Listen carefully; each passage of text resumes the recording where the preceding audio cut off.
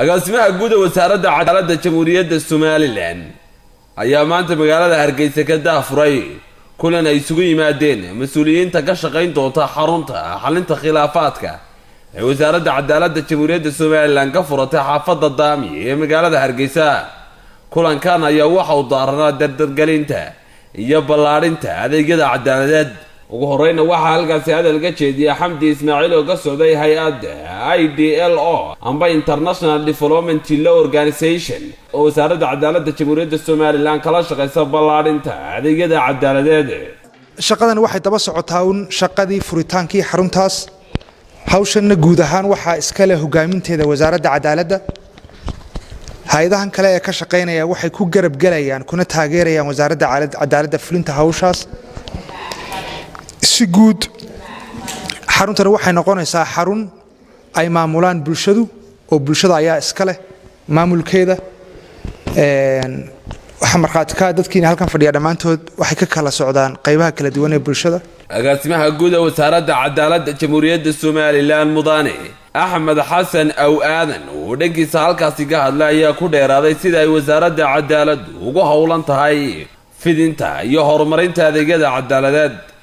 xaruntaasi waxay noqon doontaa xarun lagu xaliyo wixii khilaafaad ah oo noocyada khilaafaadka la idin sheegi doono muddada aad ku jirtiin tababarka la idin sheegi doono.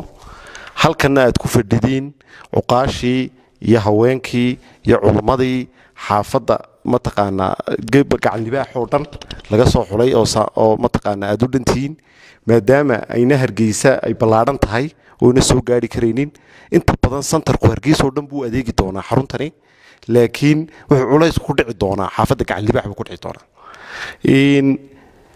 waxa idinkaayo markaa mas'uuliyad badani idin saaran tahay inaad dadkiina ugu adeegtiin because tababarkani marka la furo ay tagi tababar labaad baa daba socda tababar labaad baa daba socda dabadeedna xaruntii shaqadeedii bay si toos oo bilaabi doonta.